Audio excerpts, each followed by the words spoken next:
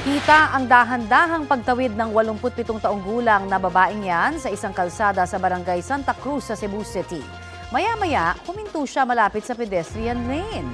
Makikita sa kanyang kanang bahagi ang pag-atras naman ng taxi sa direksyon ng lola. Hanggang sa matamaan ng lola at matumba. Bumaba pa ang taxi driver at sinilip ang nakahandusay na lola. Pero tumakas din siya. Natuntuan at nasa kustudiyan na ng pulisya ang driver. Inamin niyang tumakas siya dahil sa takot na baka siya ay kuyugin. Nagpapagaling na ang biktima. Arestado sa Taytay Rizal ang isa sa mga most wanted ng probinsya. Tinutugi siya dahil sa kasong rape sa kanyang menor de edad na pamangkin. Balitang hatid ni EJ Gomez.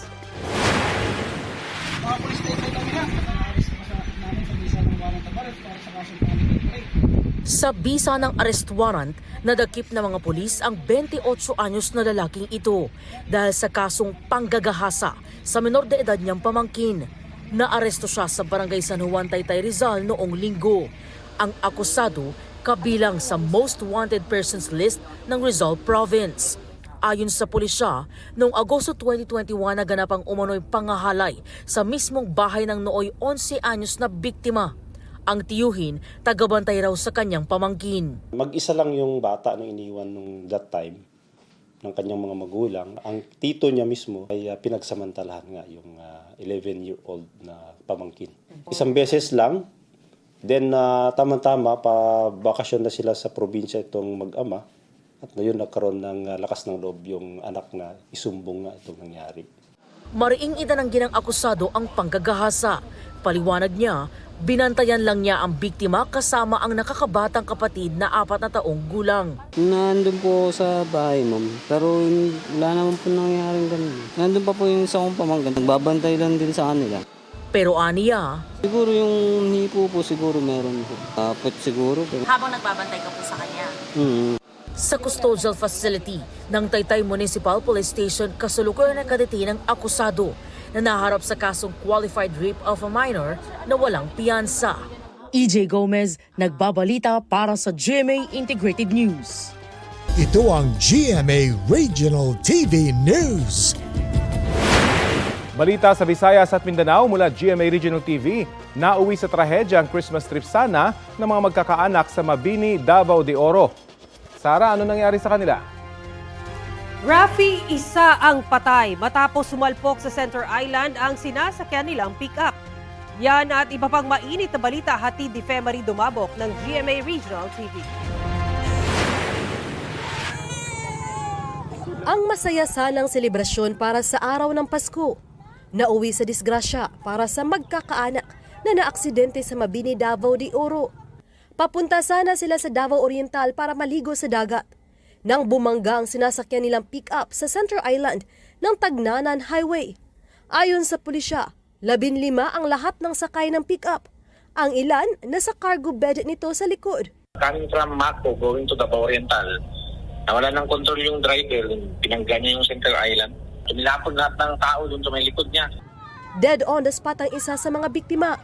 Ginagamot naman sa ospital ang iba pang sugatan.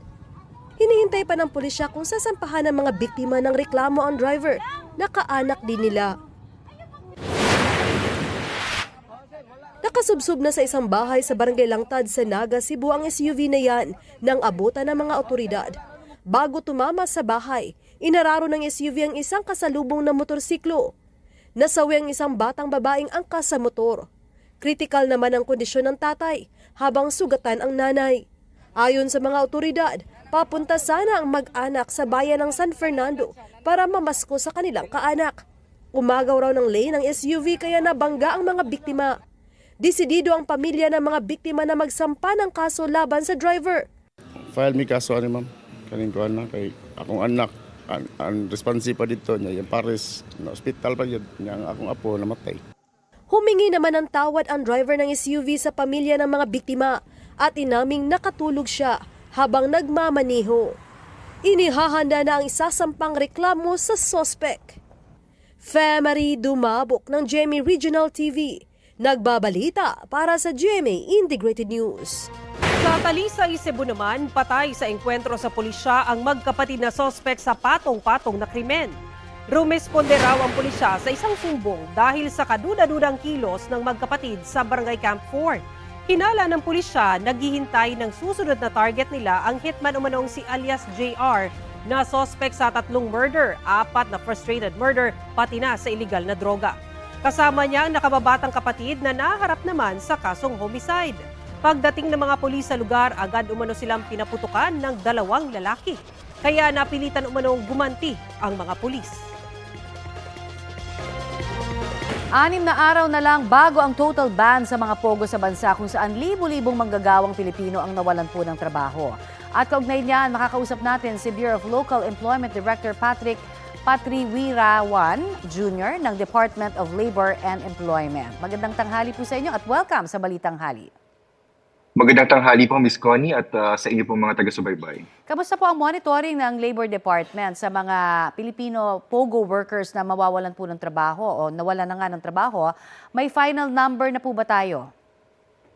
Thank you, Ms. Connie. Patuloy po ang pakikipag-ugnayan po ng Department of Labor and Employment, lalong-lalo na po ang ating mga regional offices po no, sa mga POGO or IGL establishments po. Ngayon po ay nasa 27,790 na po tayo ng mga profiled IGL Filipino workers po. At patuloy po yung mga interventions na binibigay natin sa kanila, katulad na po ng mga pagpaparticipate po sa mga job fair activities, pagbibigay po ng mga livelihood assistance. Pero ang balita po natin dun sa mga job fair na initially po na ikinasa po ng DOLE nga po, parang hindi ho masyadong marami ho ang nag-apply ng mga dating POGO workers. Tama ho ba yun? Tama po kayo, Ms. Connie. Isa po yan sa mga obserbasyon natin sa mga sinagawa po nating 5 job fair activities ng mga nakaraang buwan. Ito po ay unang-una dahil alam natin na patuloy pa rin po yung operasyon ng mga IGL companies at karamihan po sa mga IGL Filipino workers po natin ay nahihirapan pong makaparticipate. Kaya po nagkakaroon po tayo ng usapin ngayon sa mga industry partners po natin para masiguro po na tuloy-tuloy ang pagko-conduct po natin ng mga job fair activities hanggang sa susunod na taon po. Yes, pero ang karaniwang sentimiento nga raw po ng mga POGO workers kasi hindi daw kasing laki yung sahod no ng mga inaalok na trabaho sa mga job fair no dun sa kanila hong nakukuha naman sa POGO. Ano ho ang reaksyon niyo diyan at ano magiging sagot at tugon ninyo para ho magkaroon ng kahit paano solusyon no doon sa problema po ng pasahod? Thank you po, Ms. Connie. Doon po sa profiled workers po natin, karamihan po sa mga trabaho po na kasalukuyan nilang hinahawakan ay may kinalaman po sa administrative, encoders, IT, and HR roles. Pumapalo po sa 16,000 to 30,000 yung mga sweldo po ng ating mga Filipino workers at karamihan po ay nasa edad 25 to 35 years old. So base po dito sa profile na ito ng mga Filipino workers natin, mula po sa NCR, karamihan din sa Calabarzon, no, sinisiguro natin na yung mga vacancies na ino-offer po natin sa ating mga job fair activities ay may kinalaman po dito po sa mga trabaho or sa mga skills na meron po sila. Alright. Sabi naman ho ng PAOK, nakabantay sila laban dun sa mga maliliit na ho na POGO o scam operations galing doon sa mga nabuwag ho na malalaking POGO hubs. No? Paano ho natin masisiguro kaya na hindi ho sila doon mag-a-apply, di ba, yung mga Pinoy natin na dating POGO workers dun sa mas maliliit na POGO hubs? Yes po, ang Department of Labor and Employment po ay nakikipag-ugnayan po sa ating mga Public Employment Service Offices. Sila po ang katuwang natin sa pagsisiguro ng pagbibigay ng mga public employment services katulad po ng pagmamatch po sa ating mga kababayan sa mga available vacancies po sa kanilang mga kanilang mga locations po. Sa pamamagitan po ng ating mga pesos, nasisiguro po natin na yung mga establishments, yung mga companies po ay lehitimo at pati na rin po yung mga vacancies po na pinapakita po nila ay active po at maaari pong applyan ng ating mga kababayan. Alright, marami pong salamat sa inyong pong oras na ibinigay sa amin dito sa Balitang Hali. Yan po naman Maraming salamat po. Yan po naman si Director Patriwirawan Jr. ng Department of Labor and Employment. Samantala, sa Baguio City, tuloy pa rin po ang pamamasyal ng maraming turista para ma-enjoy ang malamig na panahon. At may ulat on the spot si Bam Alegre. Bam! Connie, magandang tanghali. Isang araw matapos ang Pasko, though hindi ganun karami tulad nung kahapon, marami pa rin ang mga bakasyonista dito sa Mines View Park na makita ninyo sa ating likuran. Ito yung entrance at marami pa rin yung nag-aabang na makapasok dito. So bukod doon sa tanyag na overlooking view ng Amburayan Valley at ng mga minahan dito ng ginto at tanso. Patok din sa mga namamasyal yung iba't ibang mga photo op. Meron dyan yung makulay na kabayo, yung mga indigenous na Ifugao clothing. At ayon kay Engineer Alec Mapalo naman ng Baguio City Tourism Office, wala man silang running count ng mga bumibisitang turista, tinatayang 50,000 hanggang 80,000 ang dumadaan ng mga motorista sa Quezon Road. Ang temperatura naman dito sa Baguio ngayong araw ay mula 18 hanggang 22 degrees Celsius daw ngayong umaga. At maulap ngayon at may manakaanakang pag-ambon tulad ng ating nararanasan sa ngayon. Wala rin daw holiday ang number coding sa Central Business District. So nananatili rin yung police visibility para tiyakin yung peace and order dito sa Baguio. At ito, makikita ninyo talagang buhay na buhay pa rin ang turismo dito sa Baguio. Ito ang live na sitwasyon mula rito sa Mines View Park, Bam Alegre para sa GMA Integrated News. Maraming salamat, Bam Alegre.